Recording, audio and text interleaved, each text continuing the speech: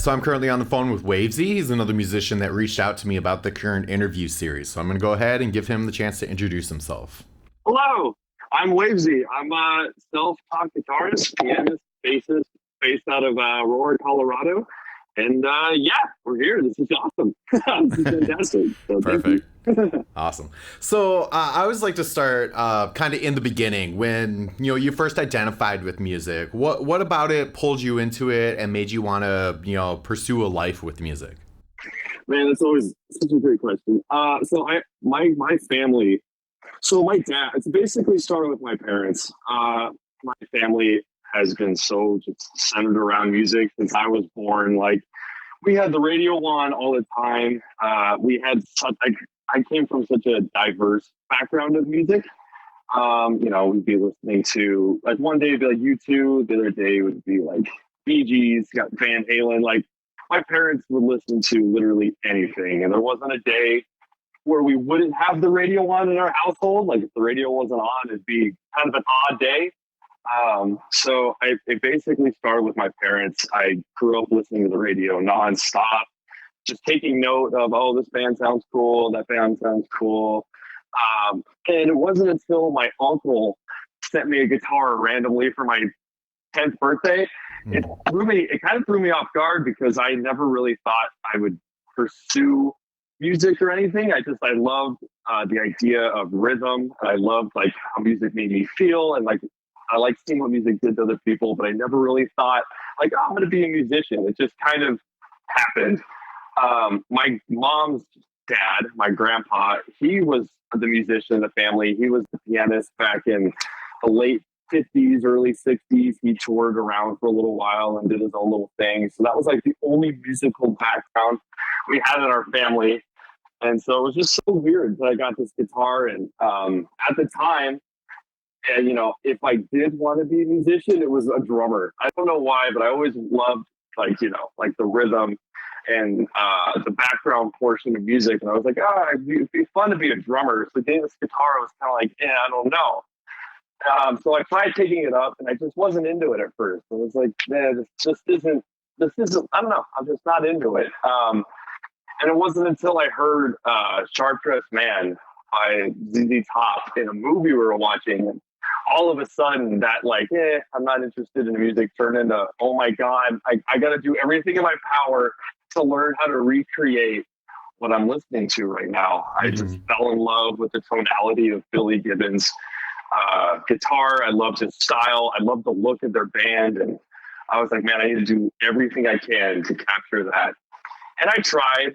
Guitar just didn't click for a while, and it didn't click until I moved out to California with my family in 8th grade. And it was my little 8th grade mind was like, this is horrible. I have all my friends back in Colorado. I don't know why I'm out here. I don't really want to make friends out here. It was like a horrible time period just for me in general. And because of that, I just connected with my guitar and just spent hours upon hours in my room playing until my fingers bled, and taught myself how to play guitar in that isolation of being alone, and just kind of fell in love with the tonality of music and how music is created and everything like that, just from being locked in my room with my guitar. So sure. Yeah. So along those lines of getting yourself into the instrument, learning it, and then it sounds like you're well on your way to kind of mastering how you want to play it. Did you do like the garage band stuff? Did you do anything in the regular school curriculum, like concert band or jazz band or anything like that? Yeah, so it was funny. So when I started picking up guitar, I learned it for a little while in California. My mom saw that there was a talent show, and jokingly, she goes, "You should just go hop in the talent show." And I was like, "No way! Like I'm not good at all." But so my first experience was I hopped in the talent show and I played "Every Rose Has Its Thorn" by Poison, and it was such like a surreal moment, but it was awesome just to see like my mom's reaction to the audience when I was on stage, and just to see everybody's reactions and just sit on the stage with the guitar. And so from there, I was like, okay, this is kind of cool. And then we ended up moving back to Colorado. And it wasn't until like I got into high school and then I messed around with a couple friends after school. We just kind of played. And then my mom discovered the School of Rock, which was like I don't know want to explain it, but it's literally just like the movie, and there's multiple locations across the U.S. and there was one in my hometown in Colorado, and she signed me up, and from there they just got me and they got us playing some covers and music. We played at like local bars, and that was like really the biggest eye opener for me was hopping into the School of Rock and playing with these random kids from my area and bonding with them and learning these cover tunes and then going out every other Friday and playing live. And that's what got the itch going that like, okay, guitar is like a really cool pastime, but now I can kind of not just play for my basement walls anymore. And I can actually go out and play some covers. And so like that was a really big thing for me was getting into the School of Rock. And then from there, I reconnected with my best friend, CJ, Reset. He was on your show a couple of weeks ago. And Sure. him and he was also my biggest driving force for wanting to take this to the next level and not just play, like as I said, just for my basement walls. So he brought me into the world of, okay, music is, you can turn this into a career and this is how you start writing music. And I was like, wow, this is insane. So basically, I went from the School of Rock to then working with CJ, and then him and I collaborated a ton. And now he's helping kind of formulate my path into taking this a little more serious and understanding how to write music. So it's been a weird journey so far. Okay. But yeah. So would you say that your main focus in music is to do it kind of outside of an educational format where you're not going to school for it, but you're pursuing it on your own terms? Yes, absolutely. Especially like getting that hands-on experience of being self-taught. It's definitely leaning way towards more just, like you just said, yeah, like getting away from the educational portion of it. Because I taught myself a lot of this stuff. And so now I kind of want to give back what I've learned to hopefully someone else out there that can like hear something I've written or just sees me out there and thinks, okay, I could do that too. So definitely leaning more towards professionality than just doing this as like an educational thing. Sure. Awesome. So that kind of brings us to, what you're working on now. What are you involved in, and, what do you contribute to it? So right now, I actually just moved out to Tucson, Arizona. So it's kind of I'm in like a weird state because when I was in Colorado, it was so easy to just reach out to this person or that person and then have them come over and we would record or spitball ideas. And so now it's kind of like there's a little bit of delay time when getting things done just because like whoever I'm working with or, there's a whole new path that I'm on now.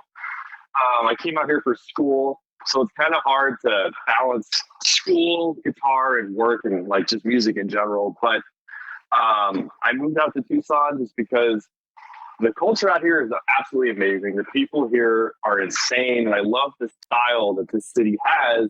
And so currently I'm trying to work on capturing the style the city has in a tone that like created through music.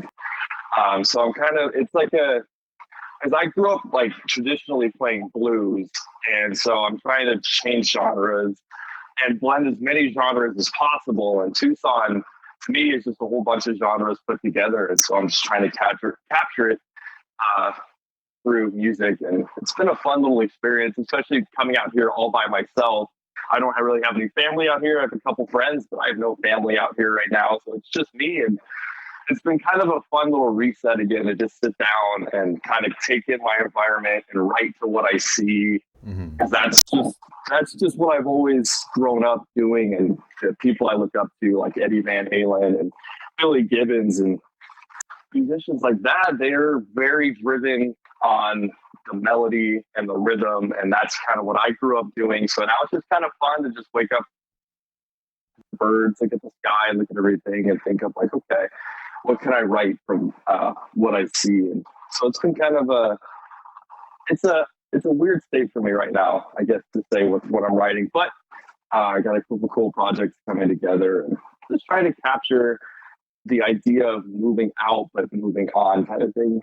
Sure. So yeah. So are you currently looking on like the internet forums like Craigslist, Facebook, and then the other various musician websites for people to work with, or are you just kind of doing it organically, going to shows and meeting people?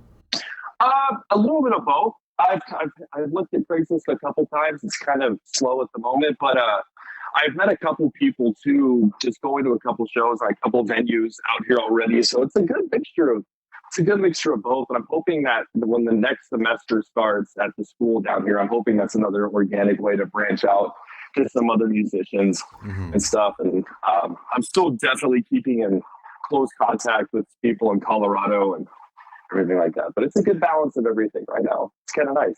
Excellent.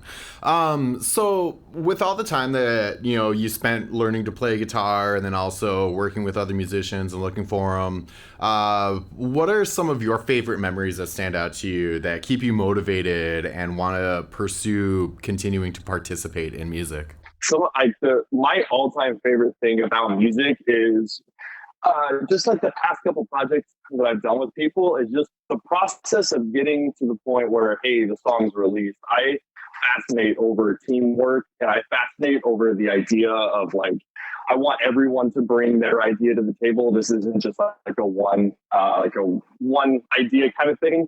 Like I love like coming up with a song idea and then thinking, oh my goodness, you're gonna sound your part is gonna sound really good on this song, and then reaching out to an artist like, hey, I want you to throw as much flair as you can in this album cover, and then reaching out to some people who are really good at marketing. Like that's probably so far my favorite memory of making music is just finding all of these super unique and just talented people and getting the opportunity to work with them and talk to them and pick their brain and then formulating new ideas based on those experiences. And that so far is my favorite thing. But one of my favorite memories is me and CJ Arisa. We were playing live last November, and it was like one of our first shows together in like a real live setting. And we were like on the drop, we're gonna jump on the count of three. Like we're gonna jump on the drop.